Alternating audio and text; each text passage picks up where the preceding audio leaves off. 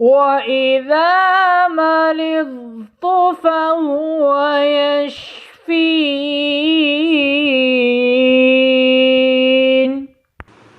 اعوذ باللہ من الشیطان الرجیم، بسم اللہ الرحمن الرحیم۔ محترم ناظرین، السلام علیکم۔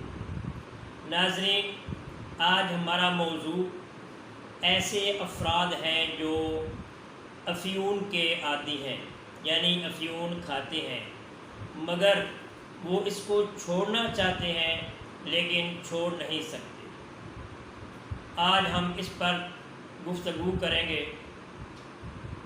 کیونکہ جو آدمی بھی جس چیز کا بھی نشہ کرتا ہے وہ اس کا عادی ہو جاتا ہے، اور وہ نشہ اس آہستہ آہستہ آدمی کے بدن کی، آدمی کے وجود کی ضرورت بن جاتا ہے۔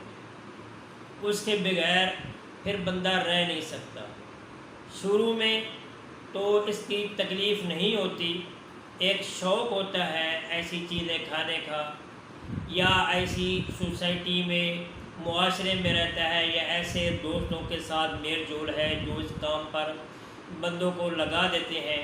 شروع میں تو یہ شوق ہوتا ہے، لیکن آہستہ آہستہ یہ شوق مجبوری میں بدل جاتا ہے کہ بندہ اس کے بغیر رہ ہی نہیں سکتا جب تک کہ وہ یہ نشہ نہ کرے، یعنی کہ یہ افیون نہ کھائے یا چرس نہ پیے، یا جو بھی نشہ ہے جب تک وہ کرے نہیں اس وقت تک اس کا گزارا نہیں ہوتا۔ کیونکہ یہ جو نشہ آور چیزیں ہوتی ہیں یہ اعصاب کو کمزور کر دیتی ہیں، بندے کے اندر قوت ختم ہو جاتی ہے، سستی ہو جاتی ہے، کاہلی ہو جاتی ہے۔ خصوصاً افیون جو ہے، کیونکہ اس کا مزاج سرد خشک ہے، یہ ٹھنڈی اور خشک ہوتی ہے، تو جب تک بندہ اس کو کھاتا رہے خشکی کی وجہ سے وہ اپنے کام پر لگا رہتا ہے، اپنی زندگی کا پہیہ وہ چلاتا رہتا ہے اور اس کے وجود میں وہ کرنٹ رہتا ہے۔ جب ایک ٹائم کے لیے بھی نہ ملے تو جسم کی حالت جو وہ انتہائی ناگفتہ بے ہو جاتی ہے، جسم میں دردیں شروع ہو جاتی ہیں، بندہ سست اور کاہل ہو جاتا ہے، کام کرنے کو جی نہیں چاہتا بلکہ کر سکتا ہی نہیں ہے، کیونکہ جسم میں سکت ہی نہیں ہوتی، طاقت ہی نہیں ہوتی، تو جس کی وجہ سے یہ چھوڑنا مشکل ہو جاتا ہے، اس کی عادت بن جاتی ہے۔ اب صورتحال یہ ہے کہ بندہ اس نشے کی لعنت سے اپنے آپ کو پاک کرنا چاہتا ہے، اس نشے کو چھوڑنا چاہتا ہے، افیون کی اس کھانے کی عادت کو ختم کرنا چاہتا ہے، تو اس کے لیے انتہائی آسان طریقہ ہے، انتہائی آسان علاج ہے اور بڑا بہترین علاج ہے۔ انشاءاللہ اس سے افیون کھانے کی عادت ہی ختم نہیں ہوگی، بلکہ جو افیون نہ کھانے کی وجہ سے جسم پر منفی اثرات مرتب ہوتے ہیں یا جو تکلیف ہوتی ہے وہ انشاءاللہ نہیں ہوگی۔ جن دوستوں نے ابھی تک ہمارا چینل سبسکرائب نہیں کیا وہ سبسکرائب کریں، بیل آئیکن پریس کریں، لائک کریں، شیئر کریں۔ تو اس میں آپ نے کام کیا کرنا ہے کہ سب سے پہلے آپ نے دہی کا استعمال کرنا ہے۔ اس کا خاص طریقہ ہے دہی کے استعمال کا کہ آپ نے رات کو آدھا کلو دہی، تو میں ایک عرض کرتا چلوں ساتھ ساتھ کہ آپ نے دہی بازاری نہیں لینا بلکہ خود اس کو بنانا ہے، کیونکہ بازاری جو دہی ہوتا ہے وہ خالص نہیں ہوتا۔ اس کو رات کو کسی کپڑے پہ ڈال کر اس کو کپڑے کو لٹکا دیں تاکہ صبح تک جو اس میں پانی ہے وہ ختم ہو جائے، نچڑ جائے۔ اب صبح اس نہار اس میں شکر ڈال کر آپ نے ایک تو یہ کھانا ہے۔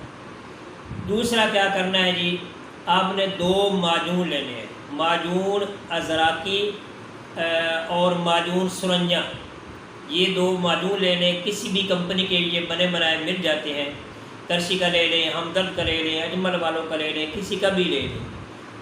تو یہ آپ نے آدھا چمچ صبح دوپہر شام آپ نے کھانا ہے۔ دن میں 3 دفعہ آدھا آدھا چمچ دونوں میں سے آپ نے کھانا ہے۔ تو اس طرح آپ نے 1 مہینہ اس کا کورس کرنا ہے۔ یہ دہی بھی ہر روز کھانا ہے اور معجون بھی کھانا ہے، اور اس کے ساتھ ساتھ آپ نے کیا کرنا ہے کہ جو افیون آپ کھا رہے ہیں اس کو چھوڑنا نہیں ہے، یک دم سے اس کو نہیں چھوڑنا، بلکہ آہستہ آہستہ اس کو کم کرنا ہے۔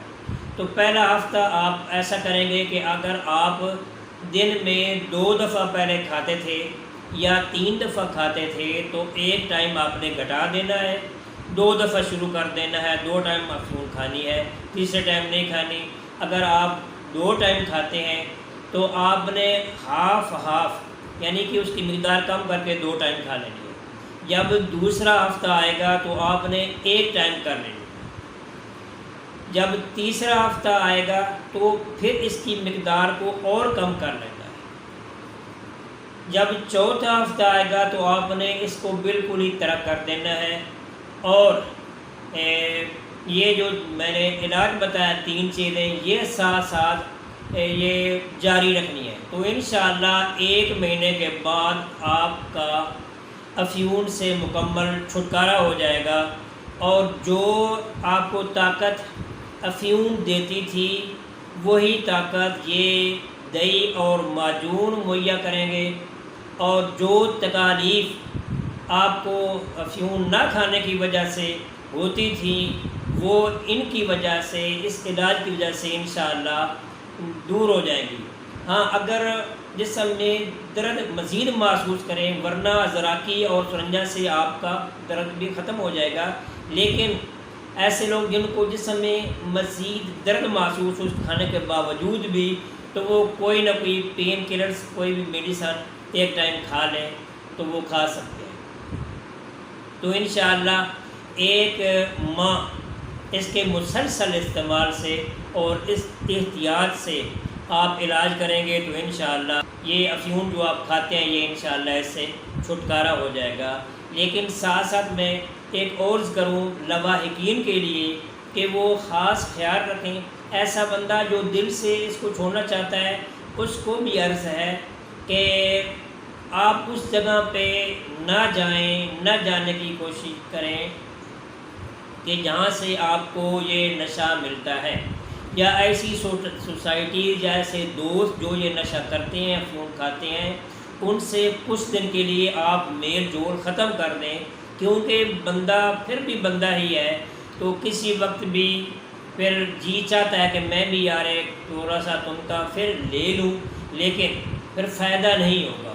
تو لاواحقین کو بھی چاہیے کہ وہ ایسے مریض کا خاص خیال رکھیں کہ وہ ایسے لوگوں سے دور رہیں جہاں سے وہ نشہ پرووائڈ ہوتا ہے، جو دیتے ہیں یا جو کھاتے ہیں، تاکہ اس کا ماحول بدلے اور آہستہ آہستہ یہ ٹھیک ہو جائے۔ تو اس طریقے سے آپ اپنا علاج کریں گے تو انشاءاللہ صحت پائیں گے۔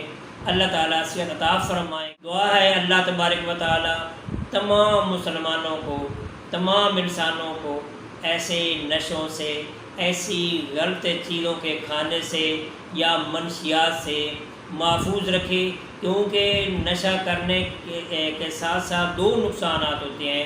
ایک نقصان تو مالی ہے اور دوسرا جانی ہے۔ جانی بھی نقصان ہوتا ہے کہ انسان کا خون جو وہ ختم ہو جاتا ہے، خون کی کمی واقع ہو جاتی ہے، بندہ بیمار اور لاغر ہوتا ہے، اور دوسری بات ہے کہ رزق بہت زیادہ ضائع ہوتا ہے۔ ہم نے کئی ایسے گھرانے دیکھے ہیں کہ جہاں نشہ چلتا ہے وہ دنوں میں تباہ و برباد ہو گئے ہیں، انہوں نے اپنی جائیدادیں بھی اس نشے پر لگا دی ہیں اور بیچ دی ہیں۔ تو اللہ تبارک و تعالیٰ ایسے کاموں سے بچائے۔ دعا ہے اللہ تبارک و تعالیٰ تمام بیماروں کو شفائے کاملہ عطا فرمائے۔ دعاؤں میں یاد رکھنا۔ والسلام۔